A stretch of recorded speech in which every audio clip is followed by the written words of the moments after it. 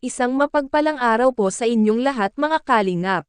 Wow, may bibisita kay Chinitang Dara na alam kung gusto nyo nang makita ito sa Kalingap. Yan po ang ating aalamin at pag-uusapan sa ngayon, kaya kung bago ka pa lamang at napadaan lang ay baka naman pwede pakisubscribe ng ating munting channel. Salamat po sa inyong lahat at huwag din po natin kalilimutan suportahan ang ama ng Kalingap na SI Val Santos Matubang at ang anak nito na SI Kalingap Rab at ng iba pang team Kalingap. Salamat po.